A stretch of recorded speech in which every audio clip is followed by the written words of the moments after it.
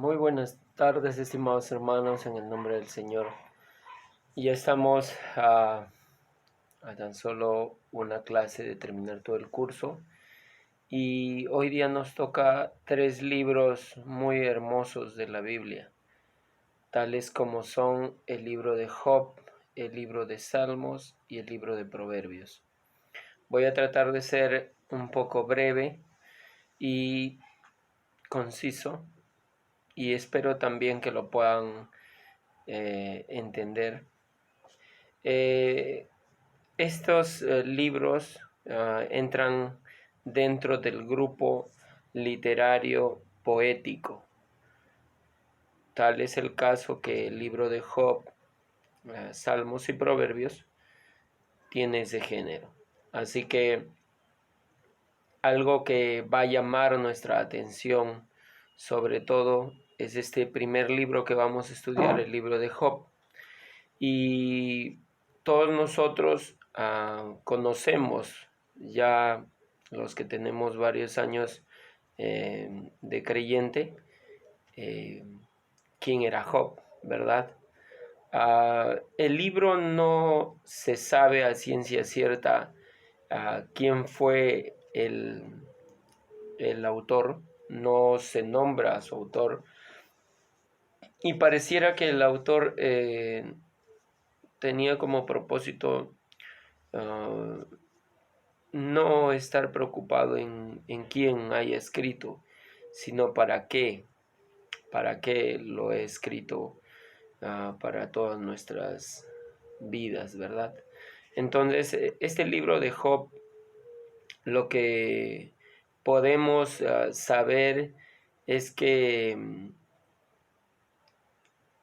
es un libro que fue escrito, es uno de los libros más antiguos y algunos dicen que lo escribieron más o menos en la época en el que se escribió el libro de Génesis, más o menos por el capítulo 12 aproximadamente.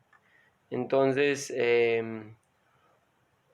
yo quisiera que ustedes tomen en cuenta este libro. ¿Por qué razón? Porque en este libro lo que vamos a ver, o lo que Dios quiere hacernos ver en este libro, es la soberanía de Dios sobre la vida de cualquier ser humano. Y entonces hay algo que llama la atención de este libro, es que tiene un prólogo que viene a ser los primeros capítulos, los primeros dos capítulos, y tiene un epílogo que vendría a ser el último capítulo, el capítulo 42.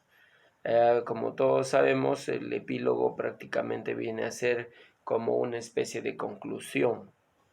Estos son los que enmarcan a todito el libro, y lo que llama la atención mucho de este libro es que el mismo Dios habla de Job. Y de hecho que aquí entra a tallar una serie de conversaciones entre lo que dice la Biblia, entre los hijos de Dios, y, y lo voy a leer directamente. Dice en el verso 6: un día vinieron a presentarse delante de Jehová los hijos de Dios, entre los cuales vino también Satanás. Y dijo Jehová a Satanás: ¿de dónde vienes? Respondiendo Satanás a Jehová dijo: de rodear la tierra y de andar por ella. Y Jehová dijo a Satanás: ¿no has considerado a mi siervo Job, que no hay otro como él en la tierra? Varón perfecto y recto, temeroso de Dios y apartado del mal. Y entonces lo sorprendente de esto es que el Señor mismo, el Señor Dios Todopoderoso, introduce el nombre de Job en la conversación que tiene con Satanás. Y vemos cómo Dios exalta la persona de Job. Sin embargo, Satanás, como es, ya sabemos cómo es el corazón de Satanás, él trata de hacerle ver de que Job no ama simplemente por un amor incondicional a Dios, sino que ese amor es condicionado por todo lo que tiene, por la abundancia de riquezas que Dios le ha permitido tener. Es así como Dios permite tocar, le dice a Satanás que puede agarrar y tocar todo lo que él tiene, menos su propia vida. ¿Y eso qué es lo que nos hace ver en este libro? Que antes que las batallas se realicen o se den aquí en la tierra, prácticamente se suscitan allá en los cielos. Ojo, con eso no estoy diciendo que el poder que tiene Satanás es el mismo que tiene Dios. No.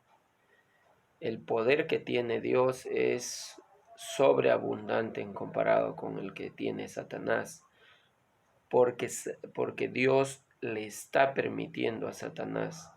Es un instrumento más para sus propósitos de Dios. Entonces, ¿por qué digo esto y, eh, y lo estoy hablando a ustedes? Porque todos nosotros, lo que vamos a ver en este libro, se van a presentar también sus amigos, los amigos de Job. Y entonces ellos cuando ven la devastación, no solo cuando se queda sin nada, sino cuando ya el Señor nuevamente permite que Satanás toque su cuerpo de Job, es cuando entran a tallar estos amigos. Y estos amigos lo que tratan de hacer ver en Job es que para que él esté soportando todo lo que hoy día, todo lo que en este momento se va a describir en los capítulos 3, 4, 5, 6, es prácticamente por un pecado cometido por Job. Pero conforme ustedes van a ir leyendo el libro, cuando ustedes lo deseen, se van a dar cuenta que no es así, que Dios no permitió el sufrimiento a través de estas terribles pruebas como la pérdida de sus hijos, como la pérdida de todos sus bienes y la pérdida de su estabilidad o de su salud de Job, porque él había pecado, porque el mismo Dios dice en el verso 8, ¿no has considerado a mi siervo Job, que no hay otro como él en la tierra, varón perfecto y recto y temeroso de Dios y apartado del mal? O sea, claramente Dios no estaba castigando a Job por un pecado cometido o por pecados cometidos, porque versos atrás, en los primeros versos del capítulo, no se van a dar cuenta cómo él era hombre, cómo era un hombre tan temeroso de Dios que aún ofrecía sacrificios, porque tal vez dice, habrán pecado mis hijos. Habla mucho de ese temor de Dios que él tenía continuamente hacia su Dios. Y aun cuando le vino estas pruebas terribles, él dijo que tomaremos lo bueno de Dios y no lo malo también. Sin embargo, aún podemos ver que en el capítulo 2, cuando su propia esposa le dice, maldice a Dios y muérete, le dice antes de ello, aún retienes tu integridad. Es decir, que su propia esposa estaba reconociendo la integridad que poseía y que estaba manteniendo Job.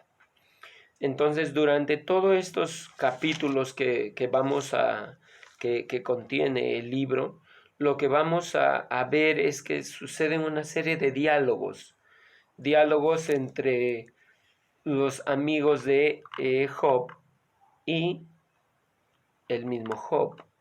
Dentro de estos tres amigos, uno es Elifaz temanita, el otro es Bildad suita y Sofar el naamatita, y por último Eliú el busita. Entonces, ¿qué es lo que vamos a ver? que ellos tratan, como ya les he dicho, de justificar, de explicar por qué él está así, teniendo una vida, entre comillas, miserable, una vida tan dura, tan terrible. Y entonces ellos tratan, si bien es cierto, hay parte de verdad en lo que ellos dicen, pero su propósito es incorrecto. Su propósito es totalmente incorrecto. Y tal es así que lo que sorprende de este libro, y espero que ustedes lo puedan tomar en cuenta, y creo que para mí ha sido una enseñanza bastante grande, es el que habla en Job capítulo 31, cuando Job afirma su integridad. Y él dice: hice pacto con mis ojos, ¿cómo pues había yo de mirar a una virgen?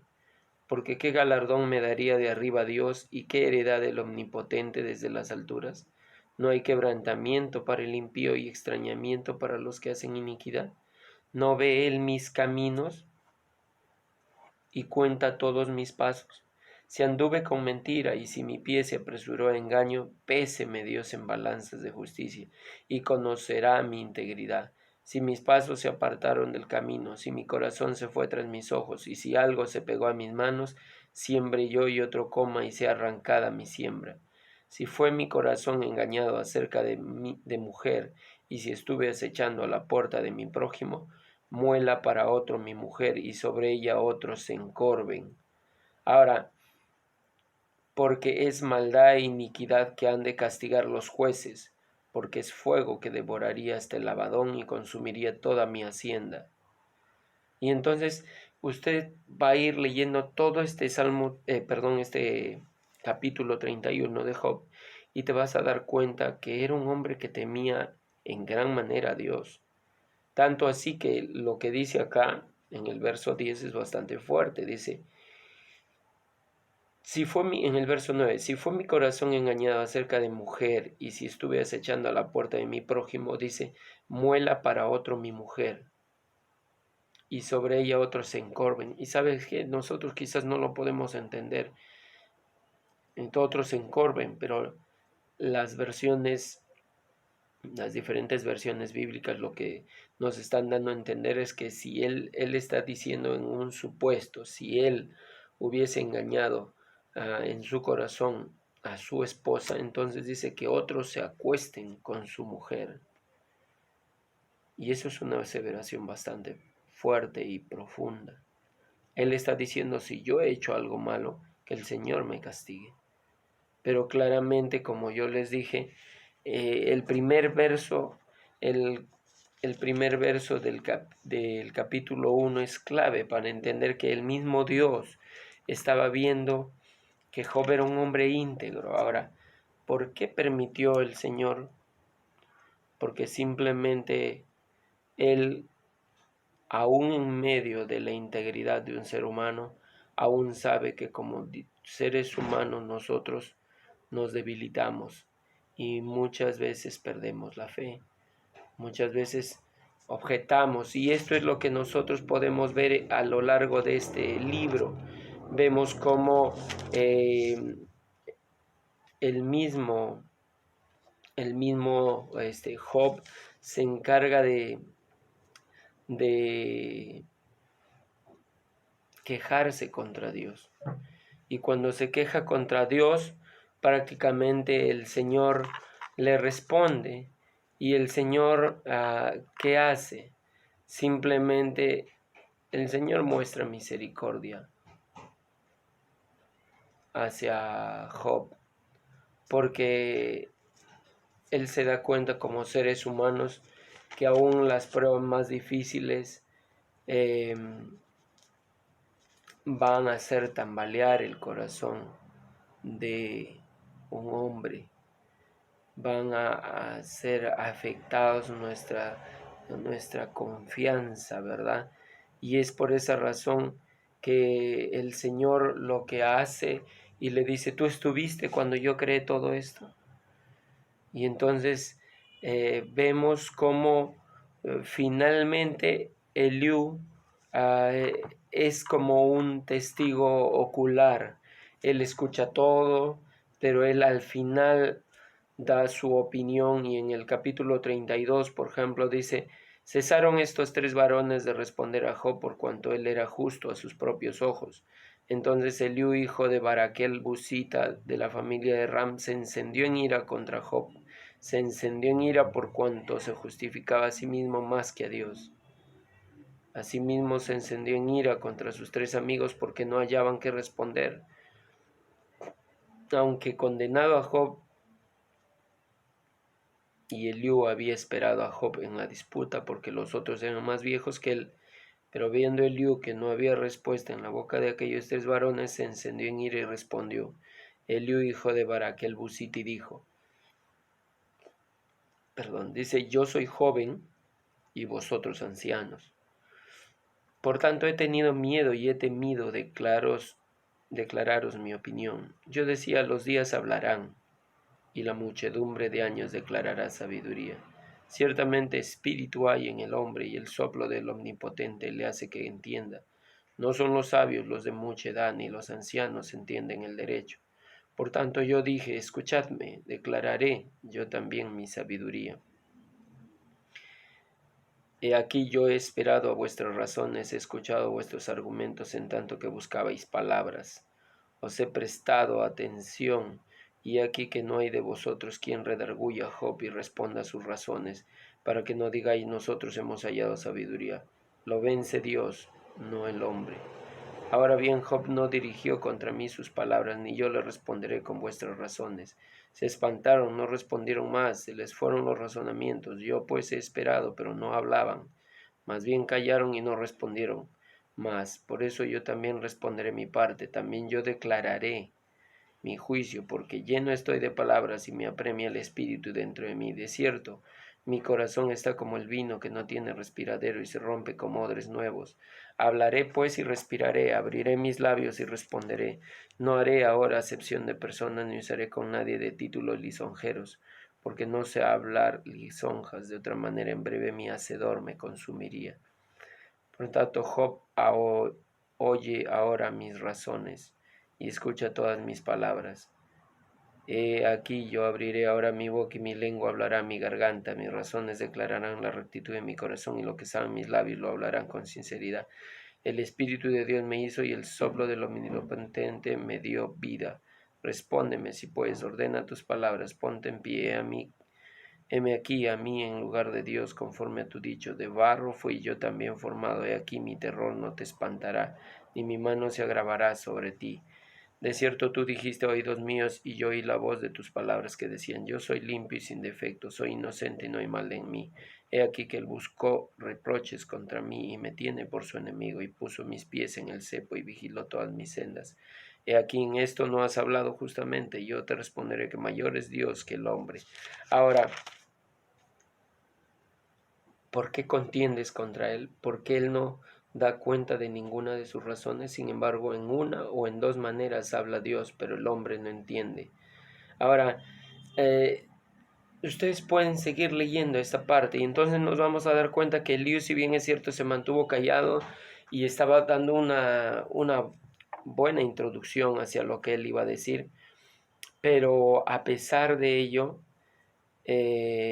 lo que vemos en una cierta diferencia con sus tres amigos es que Eliú es de alguna manera usado por el Señor para hablarle a Job.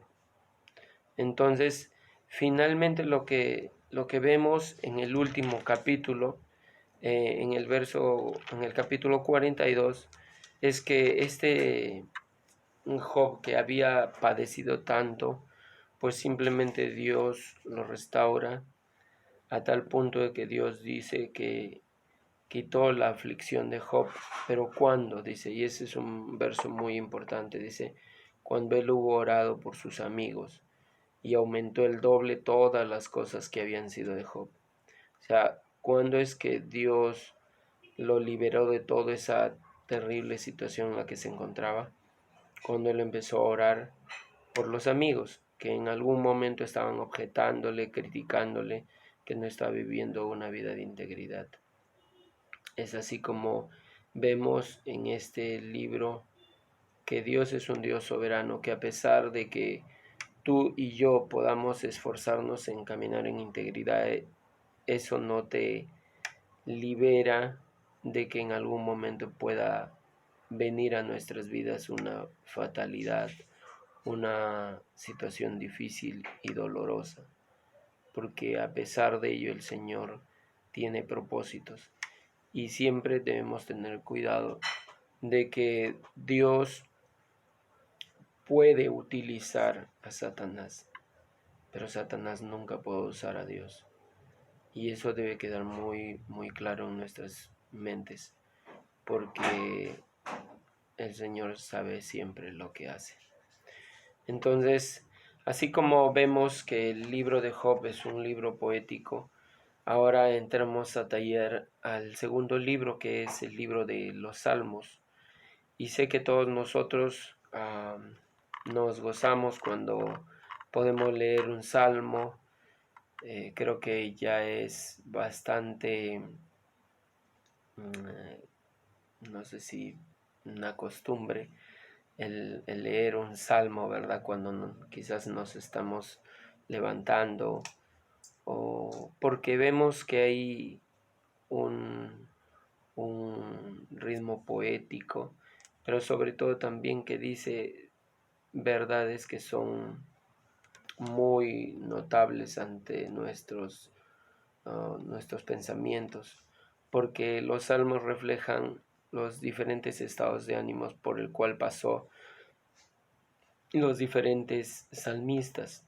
Ahora, el libro de los salmos no tiene un solo autor, tiene varios son los que escribieron, entre los cuales David sobresale bastante porque él escribió 73 de los salmos, y vemos en estos salmos que él trataba de mostrar um, sus diferentes estados de ánimo, el gozo que tenía cuando al conocer a Dios, también momentos de tristeza o de soledad cuando realmente había pecado contra el Señor. Vemos que son cánticos, muchos de ellos son cánticos, por eso es que en cada uno de los salmos, no siempre en todos, por ejemplo, dice al músico principal sobre Mutlabén, salmo de David. O por ejemplo, dice también en otro de los salmos, dice al músico principal para Jedutum, salmo de Asaf. O también dice másquil de Asaf.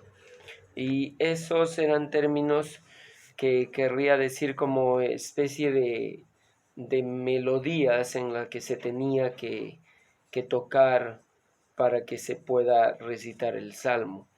Muchos de ellos eran cánticos, otros, si bien es cierto, son oraciones, pero lo más hermoso que podemos rescatar de estos salmos es que declaran la verdad bíblica.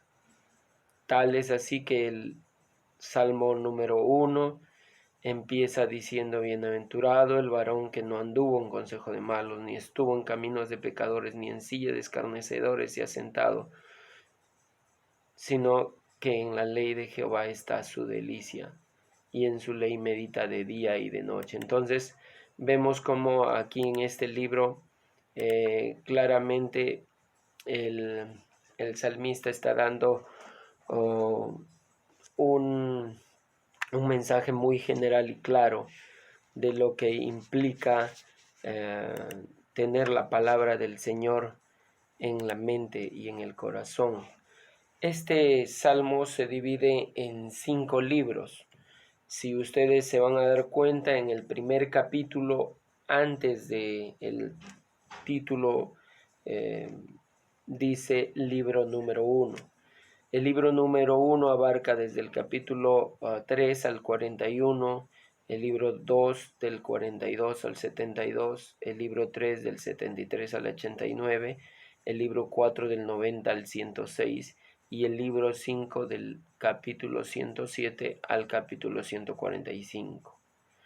Y los últimos capítulos, el 146, 147, 148, 149 y 150, son ya salmos que finalmente están exaltando el nombre del Señor, y en todos lo que sobresale bastante es la palabra aleluya. Aleluya, que es alabado, alabado sea Ja. Entonces, vemos que estos salmos, como les había dicho, no tienen solo un escritor. David fue el escritor de 73 salmos, Asaf 12, los hijos de Coré 11 salmos, Emán y Etán 2 salmos, Salomón y Moisés 3 salmos, y anónimos, es decir, que no se sabe quién los escribió, 49.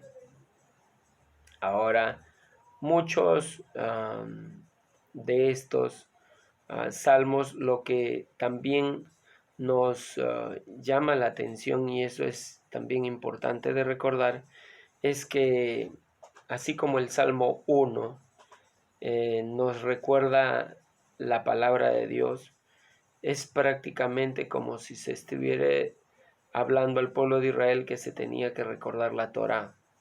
¿Recuerdan la Torá? Los 5 primeros libros de la Biblia, Génesis, Éxodo, Levítico, Números y Deuteronomio, pues prácticamente es como una especie de oración en recordatorio de todos estos 5 primeros libros. Entonces, así, por eso podemos hablar que cada uno de estos salmos fueron escritos en diferentes tiempos.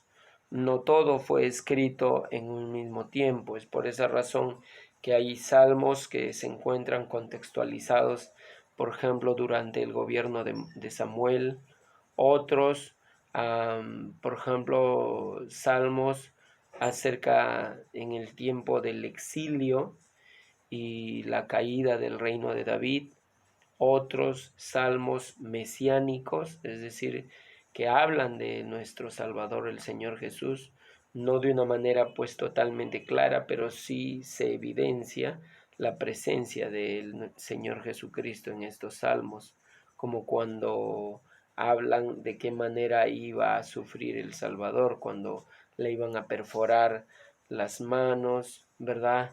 Y iban a sortear sus vestidos.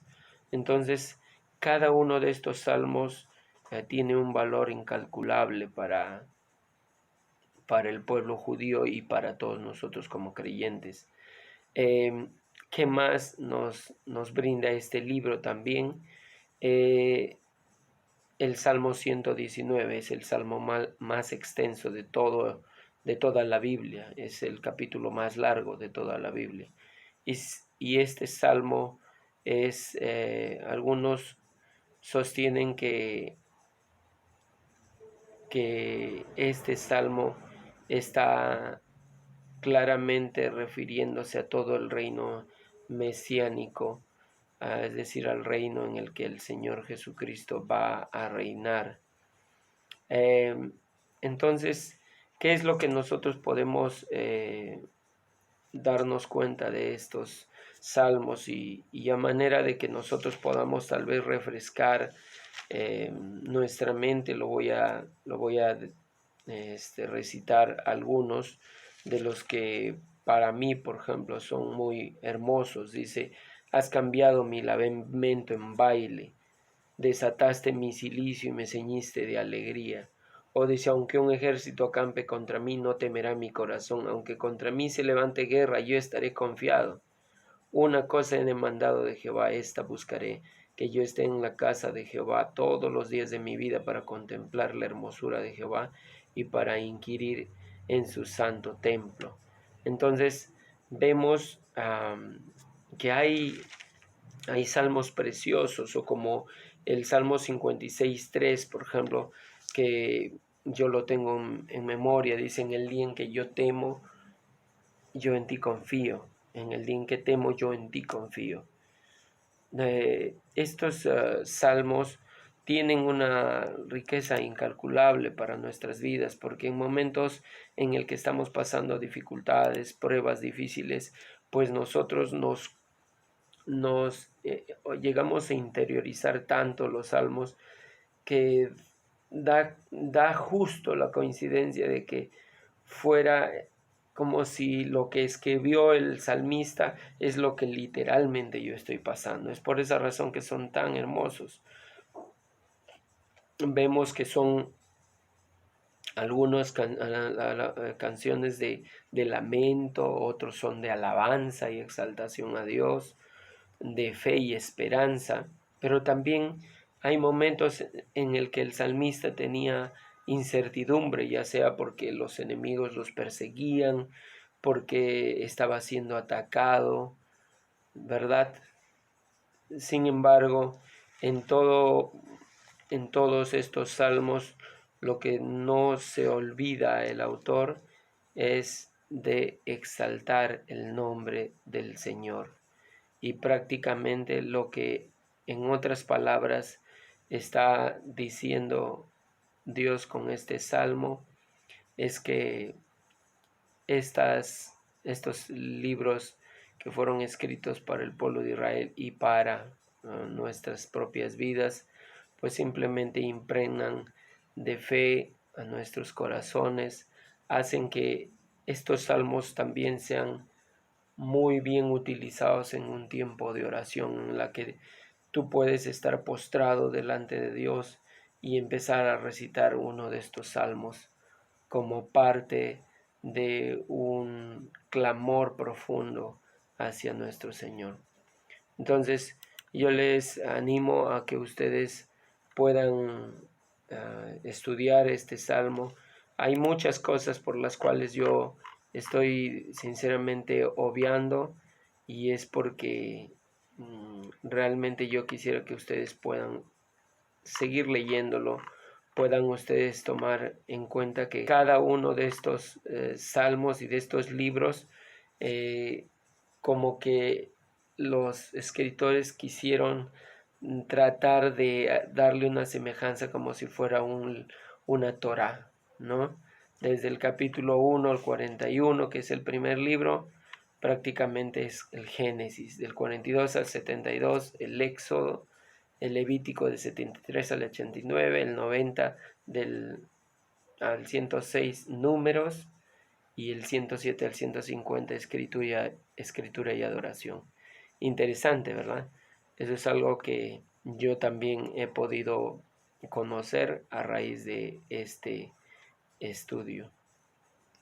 Y finalmente, otro de los libros que vamos a tocar es el libro de Proverbios. Este es uno de los libros